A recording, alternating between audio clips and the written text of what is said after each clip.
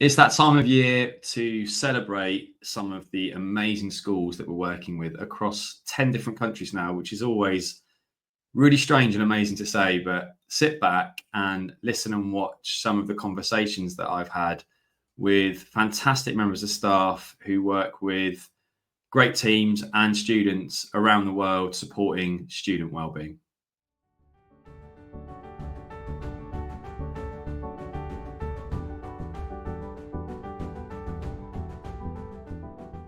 I'm really pleased to be joined by Peter Archdale at Newton Prep. Pete, thanks very much for joining me. So the reason why I got you on, I know it's all a bit mysterious, was to tell you that I wanted to basically say a big well done to you, your staff and your students at Newton Prep, because you have won our youHQ Wellbeing Award Prep School of the Year for 2025. So congratulations to you. That's brilliant news. Yeah, great news. No, thank you. And the reason, what we do is we can see anonymous data, we can see engagement, and we can see logins and mood check-ins, and we can see goals, but we can't see any of the actual personal data. But we've been working with you in the school for a bit now, and it was just a really great chance to celebrate what you've put in place, and a chance to sort of speak to you about the impact it's had and the culture of the school and why you brought youHQ in. So can we start with the why youHQ? What was the thing that drove you to bring it into Newton Prep in the first place?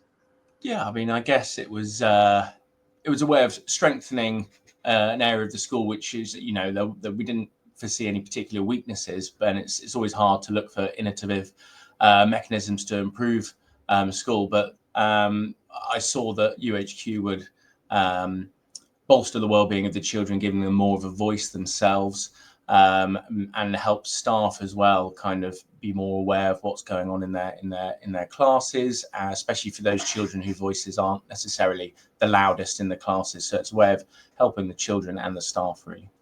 That's great. And I think that's such a good point around students, that their voice aren't always the loudest. And that's something we talk about quite a lot, is how the digital platform can actually really enhance people's voice for students that don't always feel comfortable putting their hand up, speaking out loud, or going up to staff members, which can be really intimidating for them, I think. And have you noticed impact in that way? And are there any anonymous stories or anything that jumps to mind where you thought, actually, yeah, youHQ did help in this way?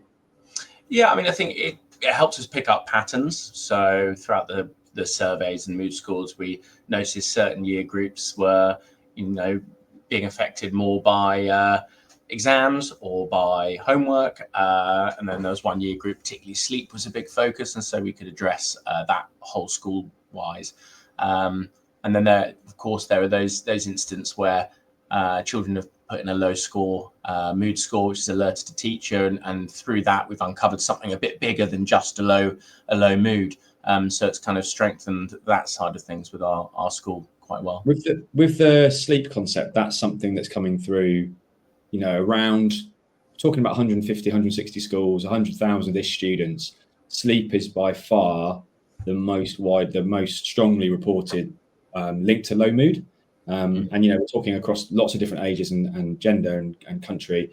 Can you say the sort of things that you've done around that? Because I think that's really important for other schools to hear good practice and how you then respond to that data coming in. Yeah, I don't think it was anything too revolutionary, but we made sure we had those conversations with the children in PSHE lessons, where we structured some assemblies, so adapting the curriculum that way, I guess. And then the parent information is also a key aspect of that, so making sure that parents are aware of what we're seeing in school, whether that's through youHQ or not. We make sure that communication is there. So I don't think it was anything that many other schools wouldn't have heard of, but it's making sure youHQ enabled us to then adapt our curriculum where there were needs.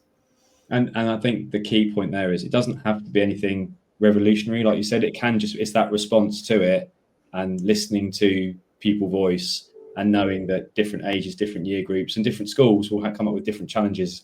That's brilliant. Thank you so much for joining. I don't know if there's anything else you want to share, but we just want to say well done. We know it's not just you. You were the catalyst and the decision maker, but we know you've got a great team of staff who really look after the students at Newton Prep. It's a great school. I don't know whether you want to say anything more about the school, or you've got anything to promote. I know you're coming towards the end of the academic year. Is there anything else going on at Newton Prep that we should all know about? I mean, it's probably what all schools are experiencing at the moment with the lead up to the summer holidays. So it's looking forward to the big events of sports days, celebrations, and so we're focusing on all of that really, whilst youHQ is helping us keep abreast of all well-being issues, etc., that are coming up. So we're just filling out these final few weeks, making sure everyone's as happy as possible, really. That's great. Well, Pete, there will be a nice glass trophy on its way to you.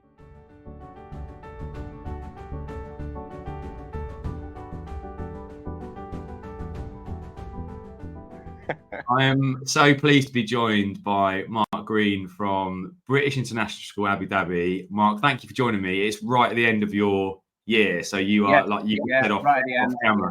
You're full on at the moment, so I really appreciate your time. And the reason why I wanted to get you on was to say well done to you, the amazing staff and students at BSAD, because you guys are our International School of the Year 2025. So a big well done to you. Wow, that's amazing. And that is based on, now, don't know how well you know the numbers, but that we're in 10 countries now. So the international school stuff is all of the schools that aren't in the UK. So there's pretty fierce competition. Yeah, mate. That's incredible news. That's brilliant, Jez. Thank you. Really well done. Firstly, how's everything going at BSAD away from like youHQ and wellbeing stuff? How are you? Like, what's the latest? Yeah, brilliant. It's been another busy but brilliant year. I'm in year 5 currently, and it's been a wonderful year. Brilliant buzz around the school. I know you visited a few times and seen what that's like. Yeah, and look, sometimes there's lots of teams and remote stuff, and actually it's really nice to know that I've been in and met the students and the staff there. It is a really special place to be. Can you tell us how youHQ's been going? You've carried it on, you've picked up the mantle, and you've really run with it brilliantly, and you've kept engagement up. Like, tell us about how it's been working this year. Yeah, so I think that the last thing you said about sort of keeping engagement up, that's been the real sort of key focus this year. Making sure that we're sort of reintroducing when we need to students. We had year 4 beginning to use the platform this year as well. I think one thing that we've really improved this year is actually getting into year groups and speaking to the students about how they engage with youHQ, and really allowing them to sort of have some autonomy over how they use it. And that's been going really well. It's something that we've monitored across the year in terms of engagement, speaking to year leaders as well, with using the year group reports to make sure that engagement remains good and high. We still want to improve it, the levels of engagement, and there's things that we're looking at for next year, having for instance like consistent check-in days, like a Wellbeing Wednesday, to make sure that year 5 and year 6 are all logging in consistently once a week. That's been really helpful, but it's been a really successful year. I love the idea, and you used the word autonomy. I love that. It's not a one size fits all. I've talked to a lot of staff and teachers around mental health and wellbeing in general, not just use of our platform. Around, it's such a broad thing, and someone's take on how they use it. For example, some students will be using it predominantly to reach out if they're struggling, and they'll think of it as that tool. But when I came in and met the year 6s, I think were there at the time, so much of the talk was really around the goal setting and what they were doing and the enjoyment. That's a really important part, isn't it, Mark? It's not just the doom and gloom, mental health concerns everywhere. There's lots of positive things there as well. 100% agree with you there. I mean, we've had a lot of engagement with the goal setting this year, and it's something we want to look at more for next year in terms of transition, and in the first couple of weeks of term, really getting the students to engage with that, so that we can track those across the year. We've kind of let the students engage with that, as and when they wanted to, and just making sure that we get the weekly check-ins for the whole cohort. But it's been really nice for the students to be able to explore that element, and then we've got lots of students who are keen and confident with that can sort of help us launch that even more next year. That's great, and we're really looking at how we build up the goal setting bit more resources for students, more for staff to support that work. It's quite hard, isn't it, to get students to think Yeah, goals? but it's something that we'll be doing in class anyway, and at the beginning of every year, looking at setting goals and targets. So it's brilliant to have somewhere where we can record that and track it as well, for the students to have that there. Something else that I wanted to reference something, Mark, that it's really important to note that when I came in, the students, this was obviously maybe even 2 years ago now, they really wanted the avatar shop built out more, and they had loads of ideas, and we have done that. We have done some work, but I remember them saying they want houses and dogs and loads of stuff on there, and I always remember how excited they were about it. So that you can let them know that's something we're still looking at and how we build that out. Brilliant. But what you were going to say something? Sorry. No, I was just going to say the one thing that we've noticed and noted this year is sort of the improvement of the different resources that the students get directed to after their surveys and questionnaires has been brilliant. And we're trying to get to make sure that students are logging in once a week, and that can take 5 minutes, but it could take some students 20 minutes because they're engaging with the different resources, and we make sure that we have that morning time built in so that they can do that. And I was saying about having a set day, that's just an expectation of all students logging in and doing it then, but there's no reason why they couldn't log on every single morning if they wanted to, which is also brilliant. It sort of just gives them that independence over how they use that tool. And I think it's been so useful for teachers this year, having the students regularly checking in. Mark, thank you so much for joining me. Well done to you and the team. Spread the news, let them all know. We will get. Yeah, I will do. We'll get your trophy across to you. And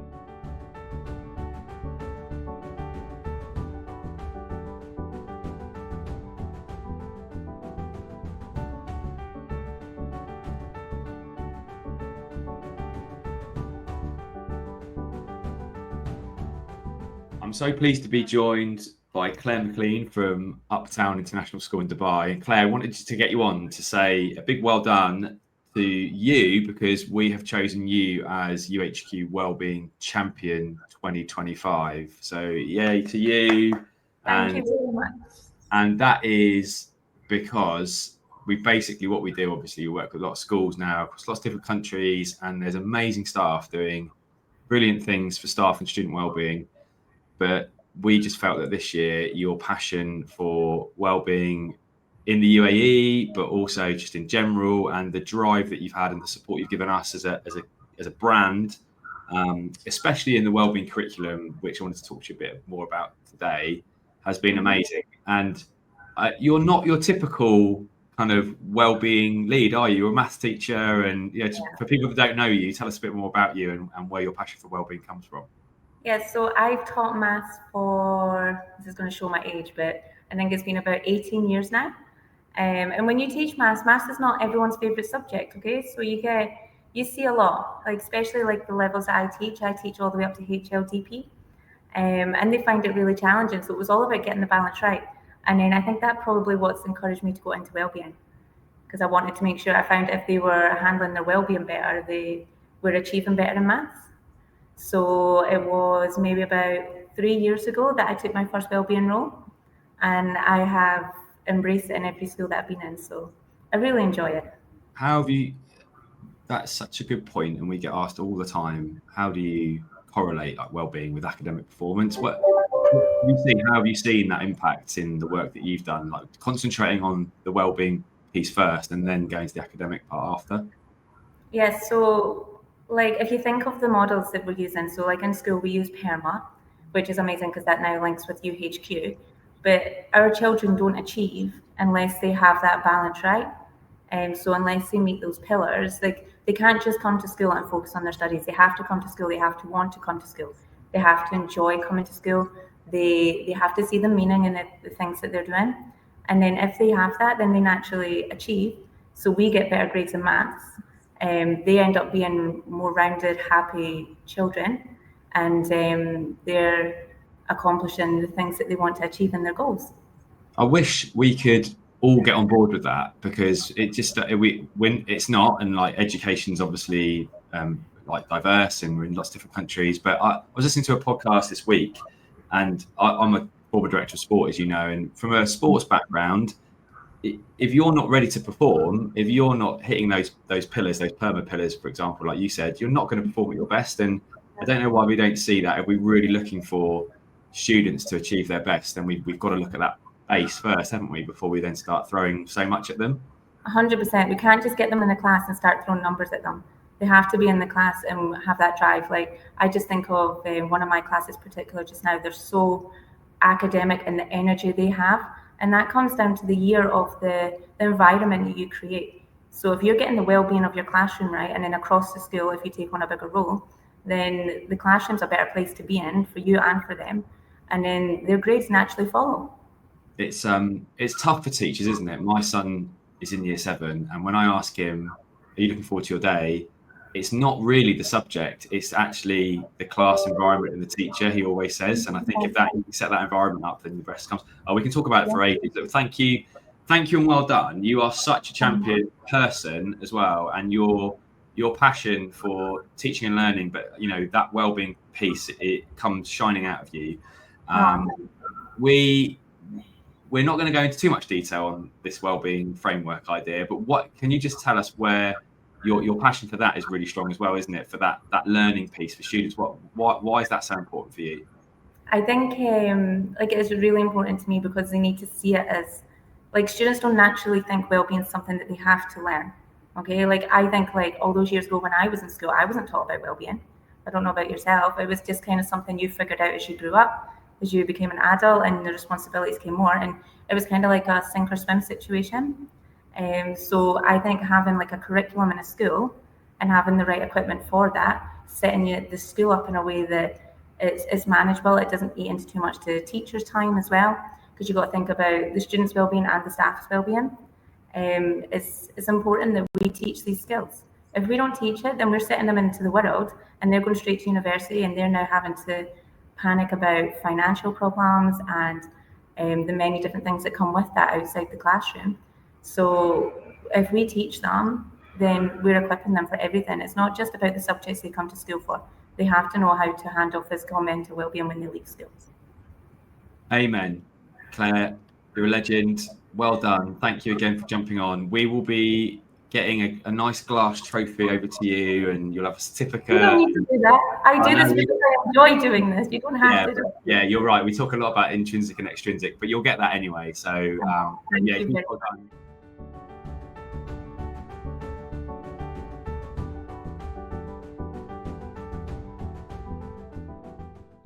Well, I'm really happy to welcome Laura Dunderdale from Fairgreen International School. And what did you just ask me? I asked what award we've won. Well, you have won the big one, the School of the Year. So massive congratulations to you, Laura, and all the students and staff at Fairgreen International in Dubai, because we've got 5 or 6 awards, and the School of the Year is across 9 countries, prep, secondary, international, the whole shebang. And because of your amazing engagement week on week on week, which is really hard to do, it's lovely for us, because one of my roles, as you know, is engagement and reaching out to schools and making sure everyone knows exactly what's going on. And on a weekly basis, we look at the data and we look at the engagement level of the students, and yours is always high 80s, 90s. So well done to you. Can you still hear me? Oh, you're good. I thought you'd frozen. So well done. What do you think about that? That's amazing. Like, I know that the students are really enjoying it, and I know that our engagement levels are high, but to kind of put that into perspective, that we have just got the School of, like, it's amazing. Thank you. And well done to you. I just wanted to ask you, I know you're busy. How do you keep engagement high? Because it is hard, isn't it? I think, especially with a tool, there are products out there that are kind of annual or termly, but youHQ is designed to be regular, and most schools weekly, and that you've done that so well. How have you, what's the secret to stay on top of that engagement, do you think? Well, firstly, wellbeing is one of the pillars of our school. So it is something that we always value anyway, every day in school and everything that we do. But I think the secret to success for us was kind of like embedding that wellbeing check-in practice. So we have, for our secondary students, we have like wellbeing slides, homeroom slides every morning. So when the students come in and they register with their homeroom teacher, they'll have a series of slides up, and they each have a day of the week dedicated to doing their check-ins. And then we have like wellbeing activities that go with that as well. And then they engage in the youHQ wellbeing activities too. So it's just really become like really part of their routine and their expectation. But it doesn't feel like an uphill battle to get them to actually engage with that. Like they enjoy using the platform, and they see the value in that as well. That's amazing. And I think what I'm hearing there is, it's embedding it into something you're already doing, which is those slides that come up every day. It makes it feel like it's already there rather than adding it on, and they didn't do something like that before. What sort of impact have you seen? Can you say, is there anything that pops into your head that bringing youHQ in on that weekly basis, have you seen the impact? Have you got any anonymous stories that pop into your mind? Yeah, I think one of my anonymous stories would be kind of when we've recognised like those hidden wellbeing struggles with the kids that can really put on a brave face and really, like, on the outside you wouldn't necessarily know that anything was wrong, and then you look at their wellbeing data and if we've had like when they've done the journal and it's come up with like a trigger word in the journal, and then it kind of just uncovers the struggles of that student so that we can then go and check in with them and get the support that they need. We did also identify a student that was really struggling with kind of anxious thoughts and low mood that had resulted in self-harm. All of that had gone undercover until we looked at youHQ. So thank you guys.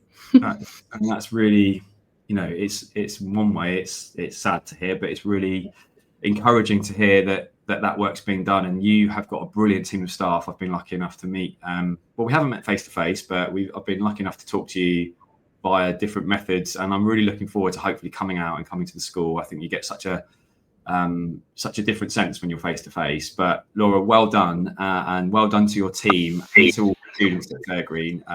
You should be really proud. I know you're going off on a summer break fairly soon, so hopefully this is a nice little reward for you guys. We will be sending out a nice glass trophy to you, so that will get to you. You might not get it before you break up, but we'll get it to you as quickly as possible, and then we can get a picture of you guys holding it like the FA Cup. Amazing. Yeah, exactly like the FA Cup. Thanks for joining me, Laura. Take care. Thank you. So there you have it. Some of our brilliant schools, and there's many more out there like that. If you want to join our team, please get in touch. You can go to our website, youhq.co.uk, and find the various different links. You can follow us on social media at youHQ4schools. That's youHQ, youhq4 schools. And have a great summer break wherever you are. If you're not having a break, have a great summer wherever you are. And we look forward to connecting with you very soon.